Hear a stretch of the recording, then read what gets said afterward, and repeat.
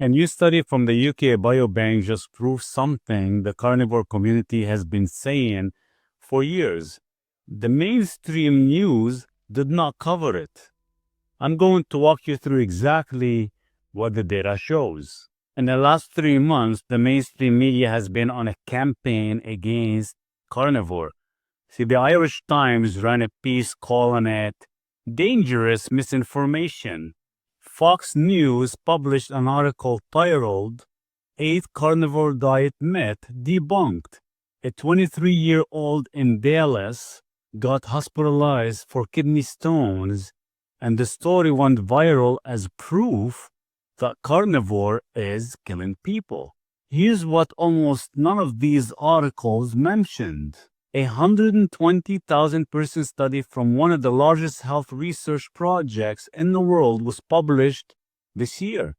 It looked at exactly this question, and what it found does not match the headlines. In the next 11 minutes, I'm going to walk through what the study actually says in plain English and why it changes the conversation about meat and heart disease. The study comes from a research project called the UK Biobank. Now, the UK Biobank is one of the most important health research databases in the world. They follow hundreds of thousands of adults for many years and track what happens to their health. In this specific study, the researchers followed 120,496 adults for a median of 10.5 years. Over that decade, 9,890 of them developed cardiovascular disease. The researchers wanted to know one simple question. If you take saturated fat from one type of food and swap it for saturated fat from a different type of food, does your heart disease risk change? What they found is striking. See, when people swap saturated fat from processed meat for saturated fat from unprocessed meat, their heart disease risk dropped by about 13%. When they swapped processed poultry, things like deli turkey, chicken nuggets, and chicken sausages, for unprocessed poultry like a roasted chicken thigh, the heart disease dropped by 39%. Those are not small numbers. A 39% reduction in cardiovascular events is the kind of result statin drugs produce. So the takeaway is simple. The data did not show that meat causes heart disease. The data showed that processed meat is associated with heart disease, and replacing it with real, unprocessed meat reduces the risk substantially.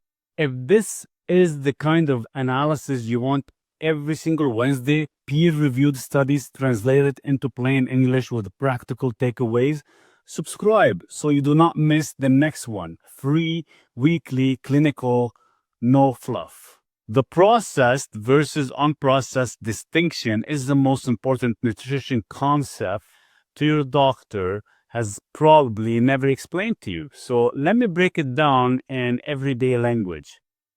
Unprocessed meat, a ribeye steak, a roasted chicken thigh, a pork chop, ground beef without seasoning or fillers, wild-caught salmon. These are foods that come from an animal and go to your plate with very little change in between. Processed meat, hot dogs, deli salami, bologna, bacon cured with vegetable oils and chemical preservatives, chicken nuggets, sausages with binders and fillers, ham loaded with sodium and additives. These are food that have been industrially modified, mixed with other ingredients, often including seed oils, refined starches, preservatives, and added sugars. These are not the same food. Even though both have meat in them, the food matrix is completely different. When the UK Biobank researchers looked at saturated fat from processed sources versus saturated fat from unprocessed sources, the same fat molecule behaved differently in the human body because the surrounding food matters. This is the central point. Your grandmother's home-cooked roast beef is not the same food as a deli ham, even though they both contain saturated fat. The human body processes them differently, and the long-term cardiovascular outcomes are different. For 30 years, mainstream cardiology has lumped them together. They told the population to eat less red meat. They did not distinguish between a steak and a slice of bologna. The results is millions of patients who got rid of their beef and replaced it with industrial seed oils and refined grains and end up with worse cardiovascular outcomes. The UK Biobank data confirms that this lumping was wrong. The 2025 UK Biobank study was not the first time this distinction was actually shown. See, the same group of researchers published a similar study in 2024 in the American Journal of Clinical Nutrition. That study was called EPIC-Norfolk. It followed 21,841 adults in the UK for similar outcomes. The 2024 study reached the same conclusion.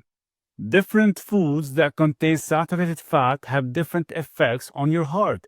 The food matters more than the fat content alone. So, we have two separate large prospective studies and two different cohorts of UK adults, both published in major peer-reviewed cardiology and nutrition journals, both saying the same thing. The food matrix matters. Processed meat behaves differently than unprocessed meat. Lumping them together is a mistake. This is not a fringe finding. That is mainstream cardiology research replicated across two large studies that contradicts the standard public health messaging.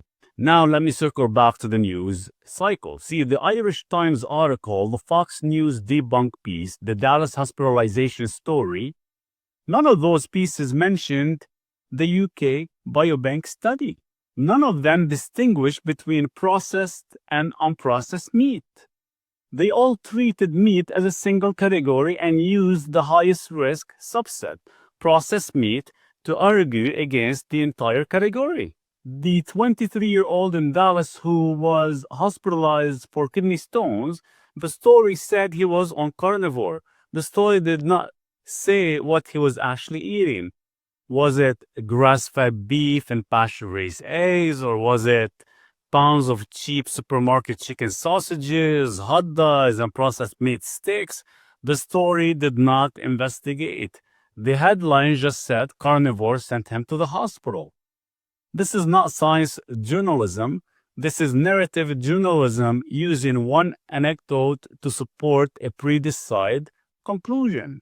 If you are going to be honest about the evidence, you have to engage with the UK Biobank data. You have to engage with EPIC-Norfolk.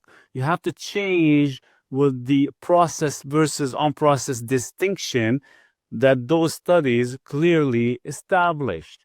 And almost no mainstream coverage in the last 90 days has done that. So what should you actually do with this information? Well, one, if you eat meat, focus on the source. Unprocessed beef, lamb, pork, poultry, fish, eggs, cooked at home, from real animals. The closer the food is to what came off the animal, the better the data looks for your heart. 2. Reduce or eliminate processed meat from your diet. Deli salami, hot dogs, bacon cures and seed oils, chicken nuggets, sausages with industrial binders. These are the food the UK Biobank data flagged as associated with elevated cardiovascular risk. 3. If you choose to eat bacon or sausage, look at the label. Look for products without seed oils, without added sugars, without chemical preservatives, ideally from pasture-raised animals. The difference between an industrial sausage and a poorly made sausage is enormous. Even thought they have the same name. 4. Track your own blood work. ApoB, LP(a), fasting insulin, HSCRP, triglyceride to HDL ratio. If those markers are in range and you feel well, the diet you are eating is working for your specific biology. If they are off, change something and measure again. So the point is not to argue about whether meat is good or bad in the abstract. The point is to read the actual data, eat real food, and watch what happens to your own numbers. And if you want me to interpret your specific blood work pattern, the free 12-question intake takes about 5 minutes. It identifies your specific cardiovascular root driver pattern. The link is within the description. And for a weekly live Q&A, the full cardiovascular biology modules and the certification track, SKOOL Community link is in the description. Annual members get the Shear Stress book free, plus 4 more books that I'm launching this upcoming year.